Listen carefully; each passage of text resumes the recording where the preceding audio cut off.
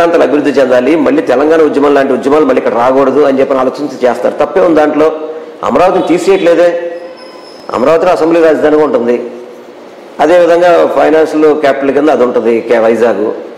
Legal మన న్యాయస్థానాలన్నీ కూడా కర్నూలులో పెడతారు. సమపాలంగా అభివృద్ధి చెందుతాయి. ఆంధ్ర రాష్ట్ర వ్యాప్తంగా కూడా అభివృద్ధి చెందుద్దని చెప్పి ముఖ్యంతో ముందుకెళ్తున్నారు. దానివల్ల తప్పే ఉంది.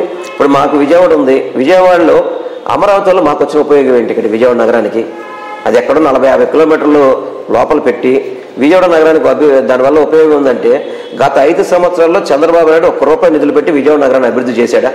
మీకు అమరావతి వస్తుంది కదా, మీ నగరాన్ని మీరు అభివృద్ధి పరచాలని చెప్పి అభివృద్ధి చేశాడు ఆయన ఏమన్నా? ఈరోజు జగన్మోహన్ రెడ్డి గారి నాయకత్వంలో మా 3 నియోజకవర్గాల్లో కొన్ని 100 కోట్లు పెట్టి అభివృద్ధి చేశారు. ఈరోజు రోడ్లు కానీ, డ్రైనేజ్ వ్యవస్థలు కానీ, డ్రింకింగ్ వాటర్ కానీ, పార్కులు కానీ ప్రతి ఒక్కటి కూడా చేయగలిగాం. అభివృద్ధి కోరుకుంటారు తప్ప క్యాపిటల్ ఎక్కడుందా అక్కడుందా, ఈ క్యాపిటల్ వల్ల విజయవాడ నగరానికి ఏదో భూగోళం బద్దలైపోద్దని చెప్పే పరిస్థితి అయితే ఉండదు ఇక్కడ. అంటే సాధారణంగా అభివృద్ధి అనే దానికి ఎవరి లెక్కలు వాళ్ళకున్నాయి. జనాలకు వచ్చేటప్పటికి అభివృద్ధి అంటే క్యాపిటల్ వస్తే అభివృద్ధి చెందుతుంది. ఒక హైదరాబాదు, ఒక బెంగళూరు, ఒక చెన్నై లాగా. అది కనుక అమరావతి ఇవన్నీ కలిసిపోతే, విజయవాడ, గుంటూరు కలిసిపోతే ఆ స్థాయికి వస్తుంది అన్నటువంటి నమ్మకాన్ని అప్పుడు చంద్రబాబు కల్పించారు. తర్వాత మీరు అటు పక్కన ఏమీ చేయలేకపోయారు.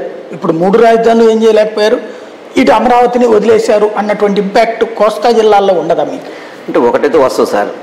చంద్రబాబు నాయుడు చేయాల్సిన తప్పు ఏంటంటే ఈ యొక్క ల్యాండ్స్ మీద ప్రేమతో